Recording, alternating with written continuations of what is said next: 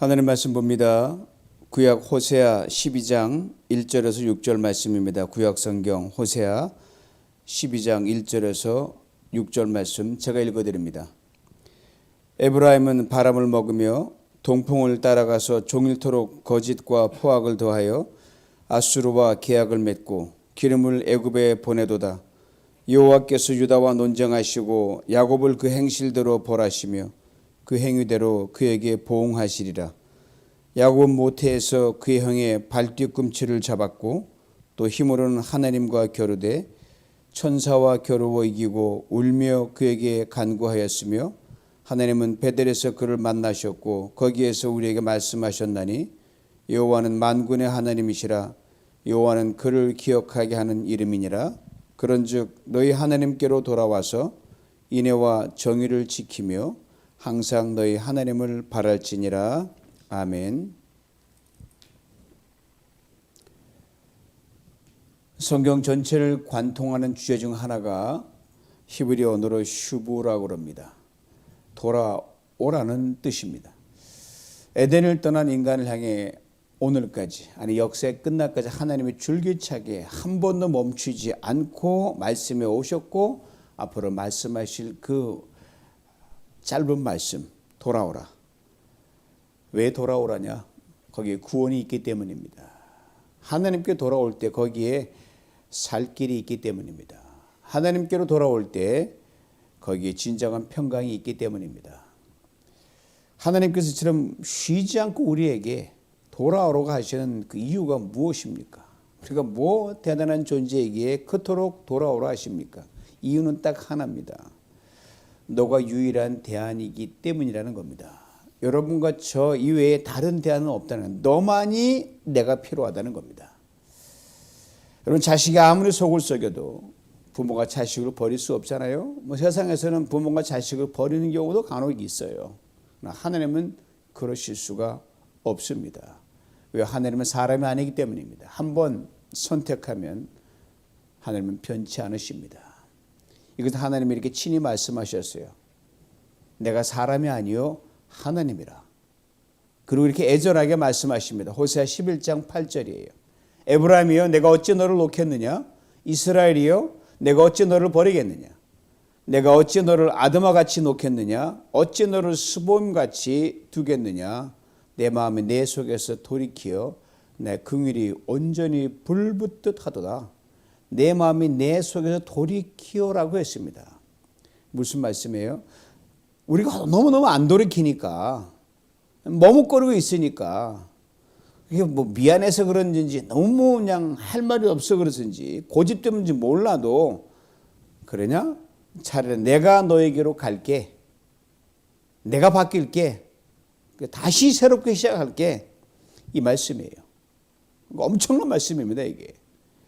그러면서 하나님의 속은 우리를 향한 긍휼로 타들어간다고 말씀합니다. 이것이 바로 우리를 향한 하나님의 마음이에요. 이것이 우리 성경을 창세기부터 계속해서 쫙 읽으면서 많은 이야기가 있지만 우리가 절대로 잊지 말아야 할 겁니다. 하나님의 마음에 대한 우리의 이해, 하나님은 우리를 절대로 버리지 아니하신다. 우리가 돌아가지 않은 하나님은 친히 돌아오셔서 우리를 잡아 끄신다, 이 말씀이에요. 오늘 보면 하나님께서 또 돌아오라고 말씀하시면서 이스라엘 백성들의 지난날의 못된 행실을 상기시켜 주십니다. 1절 말씀 봅니다. 에브라임은 바람을 먹으며 동풍을 따라가서 종일토록 거짓과 포악을 더하여 아수르와 계약을 맺고 기름을 애굽에 보내도다. 에브라임은 바람을 먹는다. 쉬운 말로 에브라임이 바람났다는 거예요. 개인이든 나라든 중심을 잡지 못하고 이리 흔들리고 저리 흔들리면 그것이 실로 바람이 난 겁니다. 하나님께 중심을 두고 모든 것을 행하고 말을 해야 하는데 여기서 누가 이 말하면 이를 쏠리고 누가 저 말하면 저리 쏠리고 정함이 없이 쉴 새 없이 흔들리고 방황했던 민족이 이스라엘 민족이었습니다. 바로 바알 우상을 쫓아간 것이 그 대표적인 케이스입니다. 하나님은 우상 숭배를 가장 싫어하십니다. 에브라임이 동풍을 따라간다. 팔레스타인 중동 지방에서 여러분, 동풍이라는 동쪽의 아라비아 광야에서 사막에서 불어오는 뜨겁고 칙칙하고 아주 괴상망측한 바람입니다. 뜨거운 열기와 함께 불어오는데 심할 때는 모래를 잔뜩 머금고 오기 때문에 뭐 곡식이나 인명이나 집이나 지중해 연안에 정박히는 모든 선박들까지 치명적인 영향을 받기도 합니다. 그러니까 그냥 바람으로 끝나는 것이 아니란 말이에요. 반드시 바람이 났으면 그 대가가 뒤따른다는 겁니다. 지금 뭐 동부 플로리다에서 이안이라는 그 엄청난 허리케인이 많은 피해를 남기고 갔지 않습니까? 이거예요. 먼저 바람난 이스라엘 백성들의 모습을 두 가지로 말해줍니다. 거짓과 포악. 실제 바람난 사람의 경우도 이와 똑같습니다. 남자든 여자든 바람이 나면 거짓말을 합니다. 들키지 않고 핑계를 대서 위기를 넘어가기 위한 처세술입니다. 어떻게 하면 순간 일단 넘어가겠다는 거죠. 특별히 남자는 바람이 나면 아내에게 포악해지는 경향이 있습니다. 거짓말을 적당히 둘러대면 그냥 아내가 속아 넘어갈 줄 알았는데 이게 아니에요. 꼬리가 길면 잡힌다 그러잖아요. 사랑한 남편이 바람이 나서 정신을 못 차리는데 그냥 두고만 볼 아내가 어디 있습니까? 정색을 하고 브레이크를 걸 수밖에 없죠. 정신을 못 차리는 남편, 바람이 나서 정신이 혼미해지고 총기가 빠져있는 상태에서 아내를 전처럼 다정하게 부드럽게 대해주려 만무합니다. 때로는 엄포를 놓고 되레 큰 소리를 칩니다. 적반하장이죠. 말도 행동도 점점점 거칠어집니다. 이런 현상이 바람난 남편과 아내의 경험에 있는 게 아니더란 말입니다. 하나님을 떠나 우수하게 정신이 팔려가지고 바람에 나버린 이스라엘 백성들에게도 똑같이 나타났습니다. 실제로 바람에 나서 자꾸만 하나님부터 멀어져 멀리 가는 이스라엘 백성들, 악을 행하는데 보통 담대해진 게 아닙니다. 하여튼 뭐 상상할 수 없는 일들을 저질렀어요. 포악해지고. 입술로는 하나님을 연신 찾죠. 겁은 나니까. 속은 전혀 아니에요. 거짓말이었습니다. 여러분 손바닥으로 하늘을 가린다는 말이 있죠. 가려집니까? 이게 다 노출됐는데 아무도 보지 못하고 자기 혼자 착각에 빠져가지고 가리는 거죠. 사람은 속일 수 있습니다. 수많은 사람, 나라도 많은 사람 속일 수 있어요. 그러나 하나님은 결코 속이지 못합니다. 특히 요즘같이 SNS가 고도로 발달된 세상에서는요, 이제 더 이상 아무도 못 속입니다. 뭐 핫 마이크 해가지고 그냥 사실 뭐 그거 녹음하면 은연중에 틀어놓은 게 딱 들어오면 그거 딱 잡으면 다 잡히거든요. 뭐 며칠 전 바이든이 또 핫 마이크 걸려가지고 나름대로 이제 그런 게 있는데 난 넘어갔어요. 사람 사이도 속이지 못해. 다 잡힙니다. 과거에는 밀실외교란 말이 한동안 유행했었습니다. 문을 닫고 당사자들끼리 뭘 결정해버리면 아무도 모르는 거예요.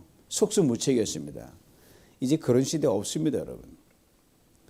상대적으로 강한 사람과 약한 사람이 있지요. 강한 나라와 약한 나라 존재하겠지만 이제 말장난으로 남을 속이고 엄포를 놓는 시대는 더 이상 없습니다. 북한이 큰 소리 치고 푸틴 큰 소리 쳐도 겁은 되게 많은 친구들이에요. 뻔히 다 알고 있는데 요새 안방 들어도 다 뻔히 알고 무기가 몇 개고 어디 다 알고 있는데요. 강한 자도 치명적인 약점이 노출됩니다. 약한 자도 가공할 강점이 있는 것이 발견되기 때문입니다. 나 혼자 잘했다, 나 혼자 강하다 통하지 않습니다. 미국도 통하지 않아요. 우크라이나 러시아 그 전쟁 전에는 어떻게 했어요? 러시아가 일방적으로 공격해서 단기간에 끝내고 그냥 항복할 거라 그렇게 생각했거든요. 시간이 흐르가면서 러시아의 그 모든 감추었던 베일이 벗겨집니다. 약점이 드러나고 있어요. 우크라이나가 예상 밖으로 잘 싸우고 러시아를 지금 코너로 몰아가고 있습니다. 여기서 푸틴이 그냥 멈추고 국인 체면을 더 이상 구기지 않으면 더 이상 희생이 없을 것 같은데 자기가 번 일이니까 창피는 당해야죠. 잘 다루지도 못한 핵으로 러시아가 지금 위협하고 있으니 정말 안타깝게 짝이 없습니다. 함부로 못 다루면 기술을 모르면 못 다루면 자기가 역으로 불어옵니다. 그러니 하나님은 어떻게 속입니까, 여러분? 숨길 수도 없고 거짓말할 수도 없습니다. 하나님께는 그것이 결코 통하지 않습니다. 그런데 이스라엘 백성들은 언제나 하나님에 대해 이런 바보짓을 수도 없이 해왔단 말이에요. 하나님 모르실 거야. 하나님께서 이스라엘 백성들이 하나님을 따르는 바람난 사람처럼 다른 곳을 헤매는 것을 정확하게 말씀하십니다. 거짓과 포악을 더하며 아수르와 계약을 맺고 기름을 애굽에 버느는도다. 자신들이 의지할 진정한 힘이 당대의 강국이었던 아수르 또는 애굽이라 생각했기에 때론 아수르에 가서 붙고 때론 불리하면 애굽에 가서 붙고 위험한 줄타기를 했어요. 벼랑 끝 외교를 했어요. 거기다 온갖 비고라가 조공을 다 갖다 바쳤습니다. 실제로 이런 이스라엘의 행실을 좀 더 구체적으로 드러내놓고 말씀하십니다. 실제로 봅니다. 그는 상인이라 손에 거짓 저울을 가지고 속이기를 좋아하는도다. 상인, 장사하는 사람이죠. 이스라엘 백성을 장사꾼에 빗댄 말씀입니다. 여러분, 장사하는 사람은 뭐예요? 정직한 저울과 그 가격이 생명입니다. 그런데 장사하는 사람은 이스라엘 백성이 저울을 속이고 값을 속이고 있다는 말이죠. 하나님 앞에 정직하지 못하고 불순종하는 이스라엘 백성들이 바로 속이고 사기치는 장사꾼이라고 하나님이 노골적으로 말씀하셔요. 8절 말씀 봅니다. 에브라임 말하기를 나는 실로 부자라 내가 재물을 얻었는데 내가 수고한 모든 것 중에서 죄라 할 만한 불의를 내게서 찾아낼 자 없으리라. 한술 더 떠요. 실로 부자라. 실로란 추호의 부끄럼도 없이 100% 확실하게란 말이에요. 아신 대로 돈에는 여러분 때가 묻지 않을 수 없습니다. 돈 깨끗하지 않습니다. 물리적인 돈도 깨끗하지 않고 거래하는 그 관계도 깨끗하지 않아요. 내가 아무리 깨끗하다고 해도 여러분 내가 받은 돈이 내 손에 들어온 경로가 결코 순도 100%는 돈이 없기 때문입니다. 나름대로 법이 정하는 테두리에서 내가 정직하게 경영하고 장사했다고 해도 이것이 절대 정직, 순수함을 보장하는 건 아닙니다. 그냥 허용치가 있기 때문입니다. 본연에게 때가 묻게 돼 있습니다. 본연에게 나의 마음을 아프게 할 수가 있습니다. 본연에게 남에게 손해를 끼칠 수가 있습니다. 돈이나 재물에다 그런 취약점을 가지고 있단 말입니다. 자, 그런데 지금 이스라엘 백성들 자신들이 누리고 있는 부와 풍요에 대해 아주 건방지고 교만한 말을 내뱉고 있습니다. 먼저 자신들이 얻은 재물에 대해 하나님이란 존재는 안중에도 없습니다. 내가 얻은 건데 뭐 하나님 참견하냐 이 말이에요.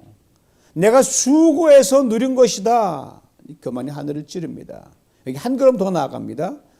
죄나 불의는 내게 없다. 깨끗하다 이 말이에요. 나처럼 지었고 깨끗하고 악을 행하지 않는 사람, 그 민족이 있으면 나와보라 이런 식입니다. 그래서 사람들이 조금만 높아지면 조금만 더 가지면 이상하게도 바람이 드는 경우 바로 그런 거예요. 한 순간입니다. 모든 공을 내가 내가 그렇게 한 건데 이렇게 자기 교만이 자리 잡기 때문입니다. 이스라엘 백성들 이들이 누구예요? 뭐 한심한 백성들 아니었죠. 개구리 옳적적 생각 못하고 아주 시건방진 민족이 되어버렸습니다. 이런 저들을 하나님께서 깨우치려고 참으로 오래 참으셨어요. 선지자들을 수도 없이 보냈습니다. 그래서 저들은 더 큰 바람이 나서 정신없이 하나님으로부터 멀리 달아나기를 거듭거듭 반복했습니다. 이제 이런 저들에게 이스라엘 민족이 어떻게 시작해서 여기까지 왔나를 하나님이 구체적으로 얘기하는데 큼직한 거 두 개만 말씀하시면 하나님 야곱 이야기를 하나님 불러오셨고 하나님 출애굽 이야기를 불러오셨어요. 먼저 12절 13절을 봅니다. 야곱이 아람에 들러 도망하였으며 이스라엘이 아내를 얻기 위하여 사람을 섬기며 아내를 얻기 위하여 양을 쳤고 여호와께서는 한 선지자로 이스라엘을 애굽에서 인도하여 내셨고 이스라엘이 한 선지자로 보호받았거늘. 이 말하면 이스라엘 백성이 이게 무슨 말인지 다 알아요. 야곱이 누구였습니까 여러분? 형과 아버지를 속이고 장자권을 빼앗았던 인물입니다. 이련의 형의 뇌염을 해서 밤중에 외삼촌 집으로 도망을 간 거예요. 혈혈단신 도망간 거예요. 외삼촌 집에서 20년 머슴살이를 혹독하게 치릅니다. 그 덕에 아내 둘을 얻었어요. 이런 글을 하나님께서 위기의 순간마다 나타나셔서 야곱을 위로하시고 건져주 축복해 주셔서 거부가 되게 하셨습니다. 참 이해가 안 되지 않는데 거부가 되게 하셨어요. 그 연장선에서 바로 이스라엘 민족이 태동하게 된 겁니다. 그런데 이렇게 된 걸 자신들 스스로 그렇게 됐다고 아주 교만하게 말하고 있는 거예요.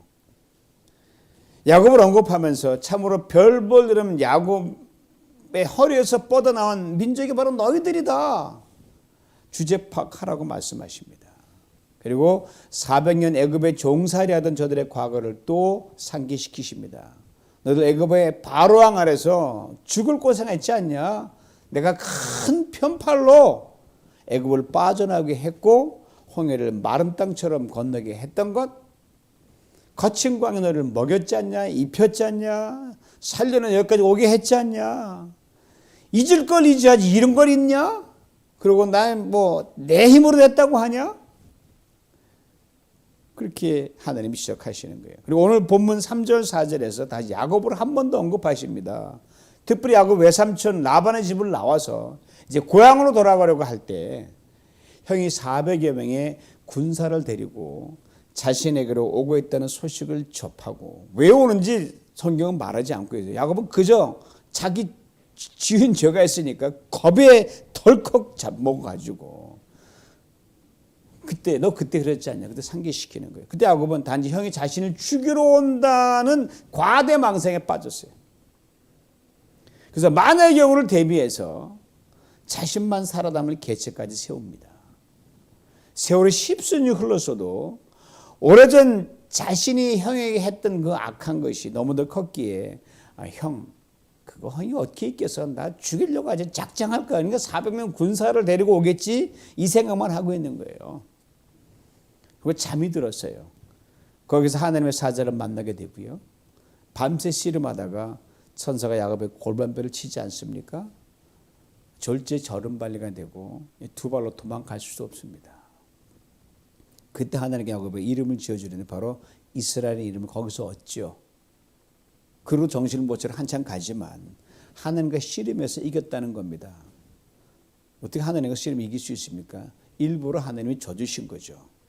형이 실시간으로 다가오는 그 절체절명의 순간에 극도의 두려움과 공포에 쌓여가지고 천사 붙들고 아니 나를 데리고 올라가든지 뭐 하든지 형 오면 죽겠거든요. 자기는 두려움이 있으니까 죄 짓고 못 사는 거죠. 울며 불며 매달린 야곱이었어요. 하나님이 그를 살려주셨고요. 형의 에서와 극적인 화해를 이루게 하셨습니다. 그리고 하나님께서 야곱에게 마하나임의 하나님이 되어주겠다고 약속해 주셨습니다. 즉 내가 내게 군대가 되어주겠다. 즉 내가 너를 둘러 지키고 보호해서 힘 있는 군대의 진영이 되게 해주겠다. 놀라운 약속으로 하겠다 나타나셔서 말씀하셨습니다. 실제로 그 시간 이후 여러분 이 절림발의 인생인 야곱 쓸모없이 아무것도 없어요. 지렁이 같은 야곱 아무것도 없는 야곱이 강한 군대가 돼서 큰 민족을 이루는 근간이 됩니다. 이것을 오늘 본문에서 하나님 상기시키시는 거예요. 너가 이랬던 민족이다. 즉 말해 너의 시작이 이랬다. 그때 이후 내가 내게 마하나임이 되어 오늘 이렇게 작지만 강하고 풍요한 나라가 되게 했다. 이 말씀하시면서 하나님께서 간곡하게 말씀하셔요. 오늘 보면 6절입니다. 그런즉 그러니까 이런 형편 영점에서 여기까지 왔은즉 너희 하나님께로 돌아와서 인애와 정의를 지키며 항상 너희 하나님을 바랄지니라. 세 가지를 아주 말씀하셔요. 동사로 돌아오라, 지키라, 바라보라. 뭐 돌아오라는 겁니다. 인간은 늘 어디서 출발했는지 그 출발점을 늘 잊지 말아야 돼요. 초심을 잃지 말라는 게 바로 그 말입니다. 여러분 계시록에 소아시 7교회가 등장하지 않아요? 첫 교회가 에베소 교회인데 이 교회에 대해 주님이 한 가지를 지적하셨어요. 간곡하게. 너의 처음 사랑을 버렸다. 이렇게 표현하십니다. 내가 어디서 떨어졌는지를 생각하고 회개하여 이제 돌아와서 처음 행위를 가지라. 즉 출발점을 잘 생각해서 그 돌아가 잃어버렸던 사랑을 다시 찾으라고 말씀하셨습니다. 이스라엘 백성이 지금 돌아가야 할 처음 지점이 무엇입니까? 하나님의 사랑을 맨 처음 받은 그 시절로 그 모습으로 돌아가라는 겁니다. 아무리 많이 가졌어도 그 모습이었다. 이걸 깨달으라는 거죠. 성경 수도 없이 나오고 애굽에 종살했던 걸 잊지 말아라고 하는 누누이 말씀하셨어요. 아무것도 아닌 저들을 절름발이 지렁이같이 기어다니며 아무런 존재감도 없었던 야곱의 저들을 사랑했던 하나님의 일방적인 사랑의 선택의 그 시절로 돌아가라는 겁니다. 돌아가라. 다음은 지키랍니다. 뭘 지키라는 겁니까? 인애와 정의입니다. 즉 사랑과 정의입니다. 제가 잘 되니까 항하니까 자기들만 알았어요. 들어다 하나님도 잊어버린 사람을 돌볼 수 있겠습니까? 인애와 정의 하나님의 두 가지 속성입니다. 흔히 사람이 죄를 짓고 탐욕에 물들고 악의 유혹에 빠지면요, 자연스럽게 사랑에 식어질 수밖에 없습니다. 그리고 정의 대신 부패한 일을, 옳지 않고 불의한 일을 행할 수밖에 없습니다. 하나님을 멀리 떠나서 그동안 하나님의 사랑과 긍휼, 정의를 행하지 못했던 그런 사람이 좀 제발 청산하고 좀 똑바로 살아라. 좀 받은 사랑 좀 베풀고 살아라. 좀 정직하게 살아라. 맨날 저울 속이는 그런 장사꾼 치사하게 살지 말고 이 말이에요. 마지막으로 바라보라는 말입니다. 돌아서 우두커니 있으면 또 뭐예요? 하나님만 더욱더 바라보라는 거예요. 땅에 발을 딛고 살다 보면 우리도 모르게 땅의 것에 쏠리게 돼요. 땅의 일들 때문에 자연스럽게 눈길이 하나님을 바라보지 못하게 된다는 말입니다. 그렇게 땅 위의 일을 부지런히 하는 것, 열심히 성실히 하는 건 그 기본이죠. 그러면서 내가 하는 열심히 땀을 내라는 이 일이 그건 하나님의 영광과 기쁨이 되는지 끊임없이 묻고 또 묻고 오차수종을 하면서 하나님을 바라보고 그 음성을 들어야 한다는 말씀이에요. 평생 걸리는 작업이죠. 이것을 이스라엘 백성들에게 말씀하고 있는 겁니다. 여러분 운전하다가 잠시만 한눈 팔아도 신호밖에 놓치고 그냥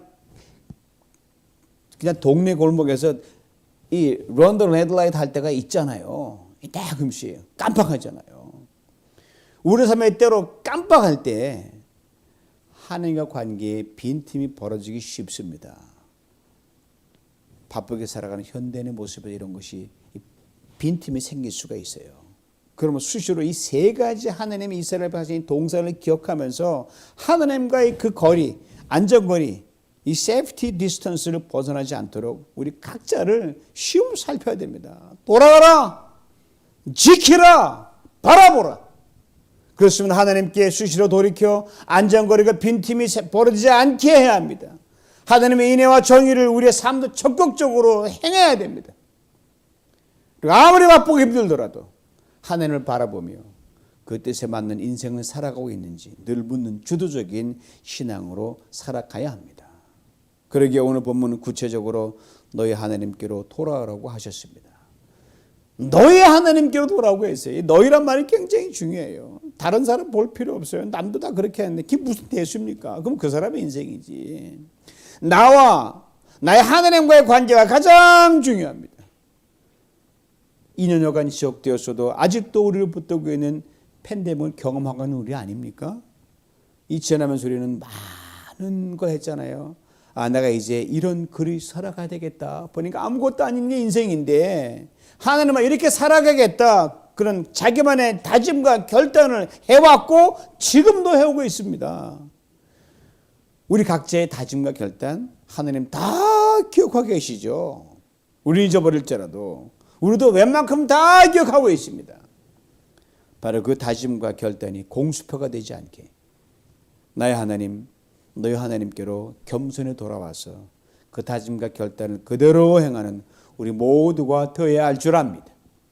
그래 될 때 야곱이 받은 놀라운 축복을 하나님이 또 긍휼을 베푸셔서 다시 누리게 하실 줄 믿습니다. 우리를 힘들게 하고 지치게 하는 애굽의 멍에로부터 다시 자유케 하실 줄 믿습니다. 이 축복과 자유를 풍성히 누리며 살아가는 우리 모두가 될 수 있기를 주님의 이름으로 축원합니다.